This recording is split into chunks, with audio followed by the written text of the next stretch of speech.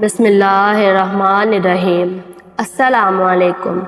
ایک مرتبہ حضرت فاطمہ رضی اللہ عنہ بہت بیمار تھی تو حضرت علی رضی اللہ عنہ نے فرمایا، اے فاطمہ، آج تک آپ نے مجھ سے کچھ نہیں مانگا، کوئی شکوہ نہیں کیا، کوئی شکایت نہیں کی، آج آپ مجھے بتائیے کہ آپ کی کیا خواہش ہے جسے میں پورا کر دوں۔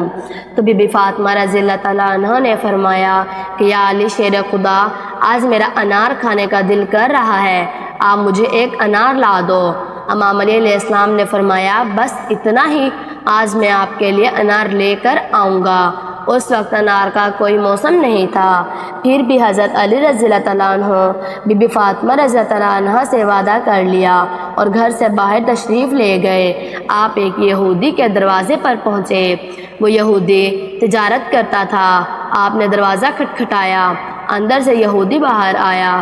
مولا علی علیہ السلام نے فرمایا کہ مجھے ایک انار چاہیے۔ یہودیوں نے کہا کہ بھلا اس موسم میں انار کہاں سے آیا؟ مولا علی علیہ السلام نے فرمایا کہ تمہارے گھر پر انار موجود ہے۔ یہودی بولا، میں ایک سچا یہودی ہو کر کہتا ہوں کہ میرے گھر پر انار موجود نہیں ہے۔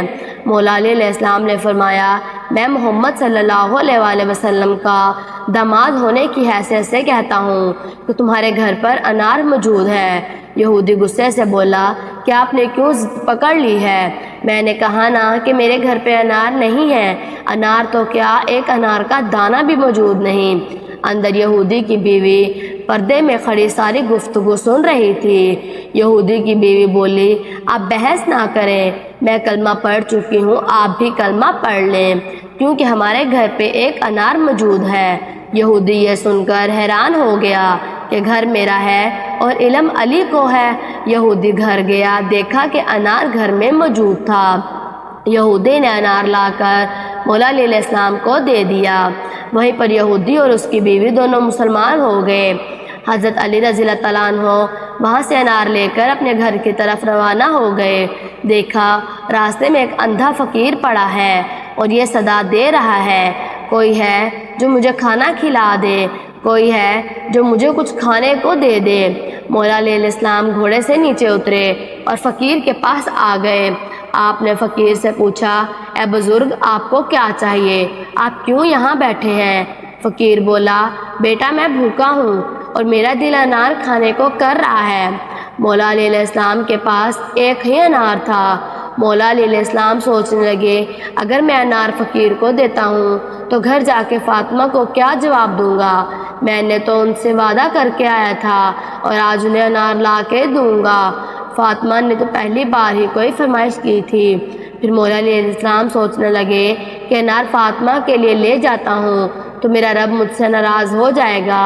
حضرت علی رضی اللہ عنہ کی فقیر کو اس حالت میں دیکھ نہ سکے۔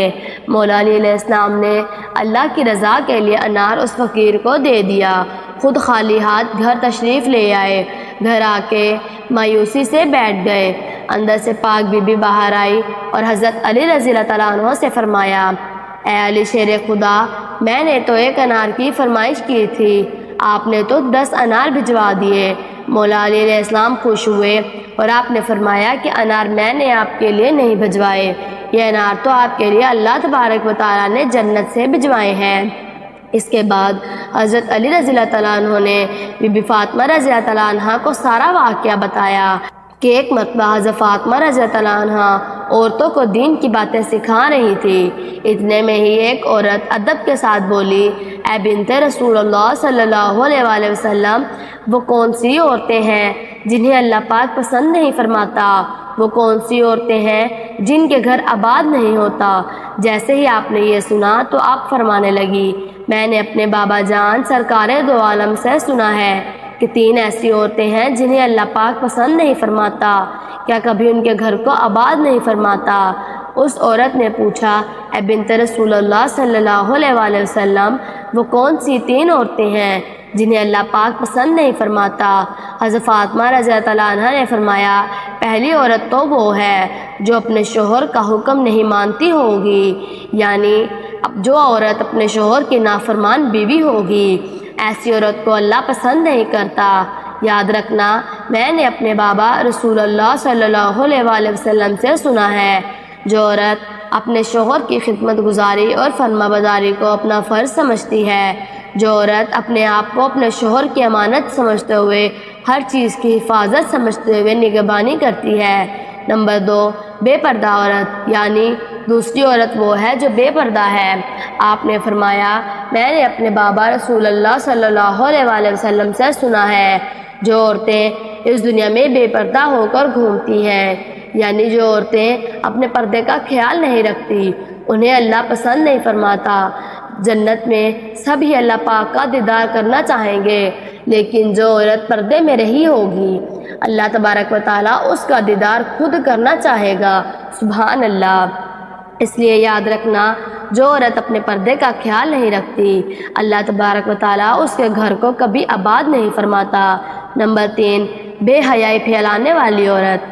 حضرت فاطمہ رضی اللہ تعالیٰ عنہ نے فرمایا، تیسری عورت وہ ہوگی جو بے حیائی کو عام کرے گی، یعنی اپنے دین سے ہٹ کر بے حیائی کے کام کرے گی، غیبت اور چغل خوری کرے گی، اپنے دین اور مذہب کا مذاق اڑائے گی۔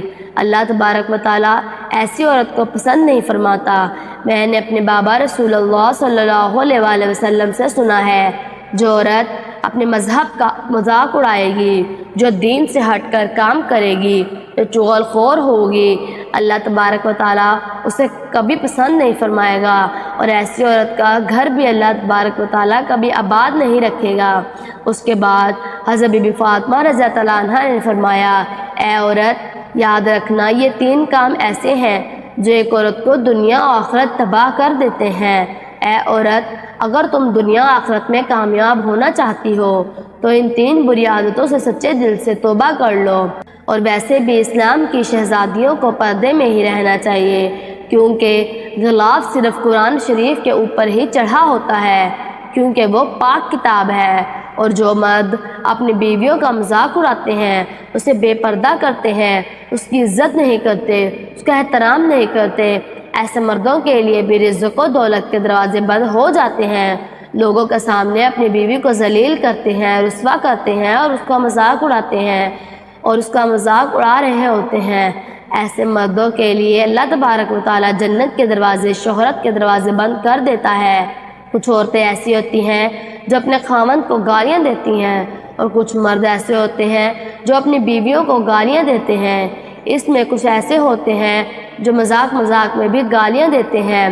ایسے لوگ اس بات کا دھیان کریں کہ یہ گناہ ہے، بلکہ اپنے بچوں پر بھی اس کا برا اثر ڈالتے ہیں، کیونکہ بچوں نے جو کچھ بھی ماں باپ سے سیکھنا ہے وہی بچوں نے کرنا ہے۔